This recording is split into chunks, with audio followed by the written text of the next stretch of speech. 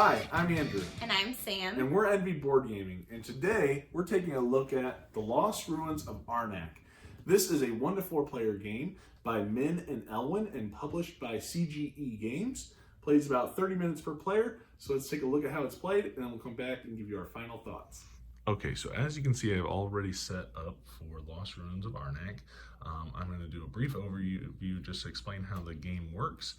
So essentially, this is a worker placement and deck building game to where you will be playing cards and placing workers to collect resources and then using those resources to do different things like explore, move up the research track, or buy additional cards. So every player is going to have a little bit of a unique setup. They'll start with the same 6 cards, but they'll each get different starting resources. And you will have a hand of 5 cards. Now on your turn, you can do a number of actions. One being placing a worker out at a dig site. And the way that you're going to do this is you are going to use the little icons in the top left-hand corner in order to visit those sites. So for instance, down here, if I wanted to come and get the 2 tablets, I would have to spend a boot, so I could use the sphere card to travel to that location and collect those resources. Another thing that you can do is you can explore a new site. In order to do that, it'll depend on which tier of site you're going to go to. So you have your kind of like your starting spaces, then tier 1 and then tier 2 sites. If you want to go and discover a tier 1 site, you will have to spend 3 compass resources to kind of represent the time it takes to travel there. And you will also still have to spend the traveling icons in order to get there. So if I wanted to come here, I would need a Jeep icon, so I can spend this card for that icon in order to travel there. I would then gain this relic. I would reveal a new site and collect those resources as well. So for instance, a tablet and an arrowhead.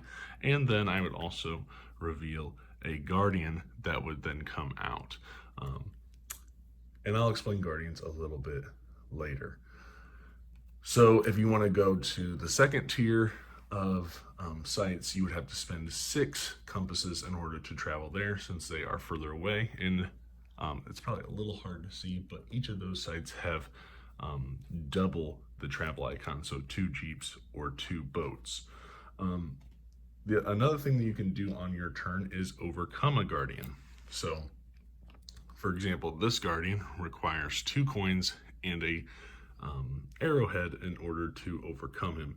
So if I spend those resources, I will then claim that guardian to then be able to use his boon later on in the game.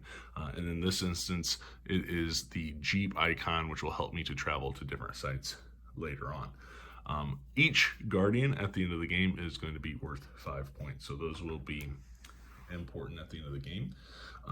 Another thing that I can do is I can use my compasses or my coins in order to buy cards. So if I want to buy artifacts, I will be using compasses to buy these, and they will always be the ones that will be to the left of the moon staff here. So they'll always be to the left, whereas the item cards will always be to the right. So what you'll do is you'll be spending compasses to buy these cards, and when you buy these artifacts, you will actually be able to use them right away for free.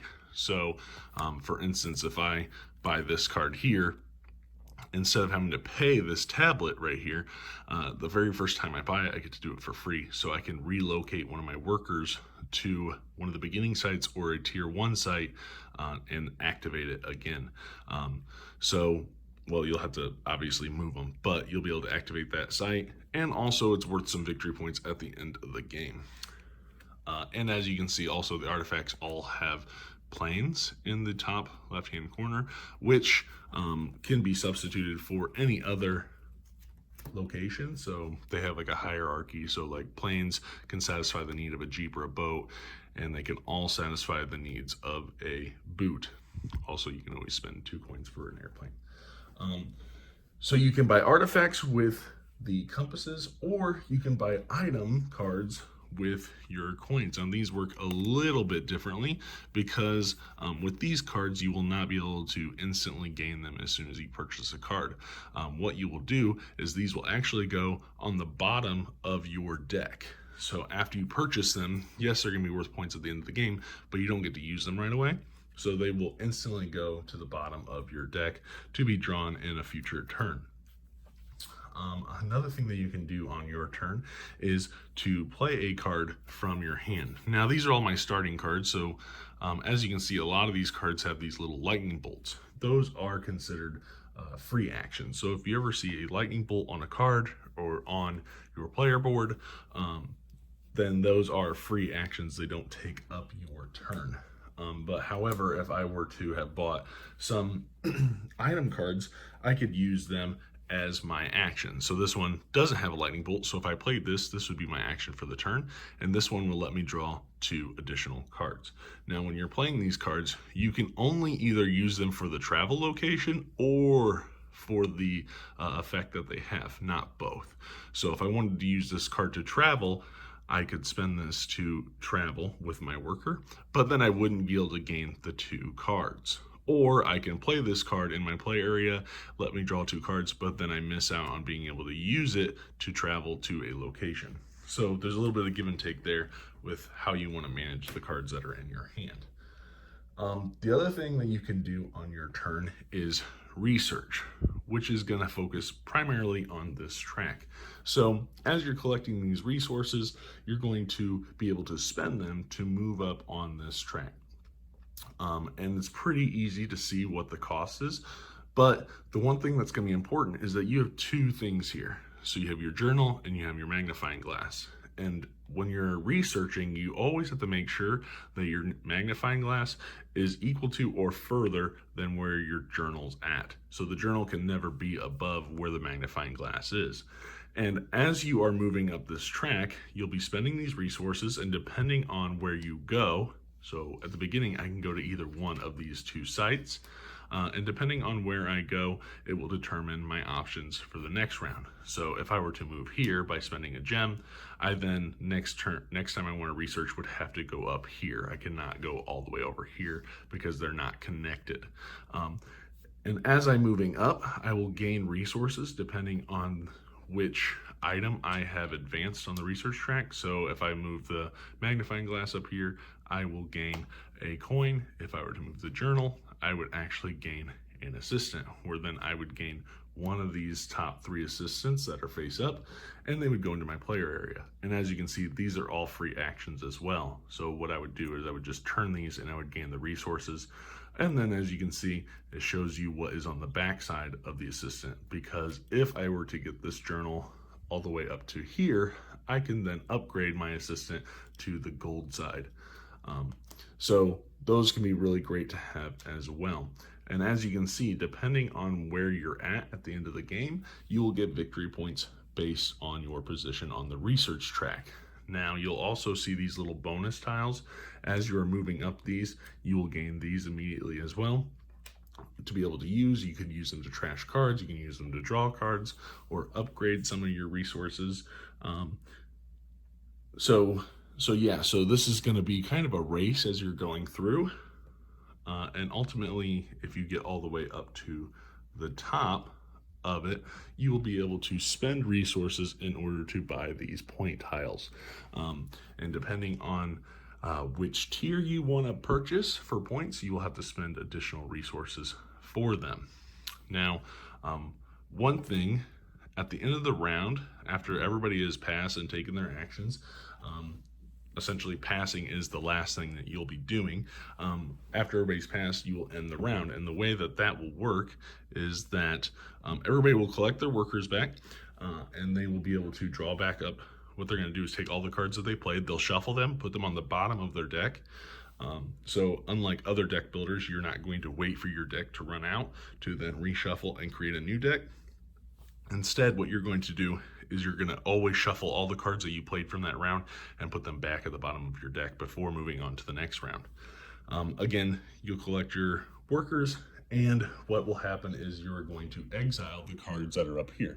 So both cards that are on each side of the Moonstaff. You will discard those, exile them out of the game, and you'll slide the Moonstaff one over to indicate which round you are on. Also, if you are at the end of the round at a site where a Guardian has not been defeated. So for instance, if I had not overcome this Guardian, when I take them back, I will gain a Fear card, which is going to be kind of like, you know, cards that bog down your deck, as well as give you negative points at the end of the game. So you want to try to avoid those if you can. But again, you can use them for the boot symbols to help travel to different locations. So yeah, the game will play over 5 rounds, and at the end of the round, at the end of the 5th round, you'll tally up victory points and see who wins, which will be the player with the most points. So let's take it back up top and get our final thoughts.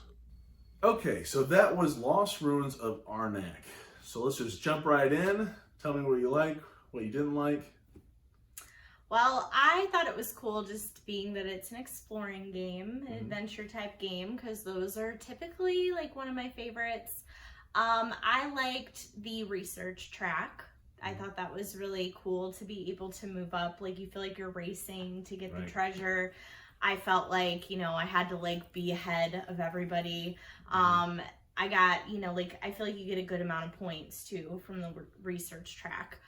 The Guardians, fighting them was fun. I think it was kind of like a gamble whether or not you could actually defeat them. So part of me was like, oh, I want to, but like, can I actually defeat them? Right. So that part was fun. I think just overall, it actually felt like an exploring type game. Right. Even like with the pieces, how the pieces were actually like nice and it looked like, you know, actual jewels, and the arrowheads and everything. The arrowheads, and the tablets, like they were all actual like heavy pieces, not cardboard or something. So I thought it was cool. I like the worker placement aspect of it, because I love worker placement. The deck building part of it, you know, that sometimes that's just not my thing. I'm not as much of a fan of deck building. Yeah, not that I don't like it. I mean, it's just not my favorite. Like, I can do deck building, like with certain games, but sometimes I feel like when there's so much to focus on, I forget about the deck building aspect, and then I'm like, oh, like I don't really have that much in my deck, which is what you need. You weren't really too focused on buying the cards. You were more interested in the research track and the exploring. Yeah, and I think that's the indecisive part of me, where you give me so much that I can do that I'm just like all over the place. That AP, you know? Really starts to kick in. It does. My brain can't handle it. I really liked, first off, I will say the art in this game, gorgeous. The components, really well done. Like you said, the arrowheads, the jewels, the tablets, all of that, really, really nice. Yeah. What I like, you kind of hit on as well, is that it gives you a lot of different sensations throughout the game. So you have that research track, which gives you that race-like feel, because you want to be the first one to get a certain bonus tile. And you want to be the first one to the top, because then you're going to get the most points. And you have that exploration feel of sending your little explorers out to discover new dig sites and finding these guardians. And yes, it can be a little lucky based on what guardian comes to your site. Maybe it's the site that you went to just happens to have the resources that you need to overcome the guardian, right? Right, yeah. But, you know, you overcome those guardians, you can get their boons, and they'll help you travel even better, and you get the relics, which you can use for those free actions or give you those little extra bonuses. And so there's a lot of sense of, like, just different sensations. Like, if you like that racing, do that research track. If you like the exploration, definitely going out there and discovering new dig sites. And then you have the deck building, which is super unique in the way that I really enjoyed that you have these 2 different decks. You have items and artifacts, and they operated differently. If I buy them at the beginning of the game, there's only 1 artifact available, because at the end of every round, the item card that's next to the Moonstaff and the artifact card next to the Moonstaff are going to be gone. They're going to be exiled. They're going to be gone out of the game. And so at the beginning of the game, that's you have all these items and one artifact. But as you're going, less and less items become available and more artifacts become available.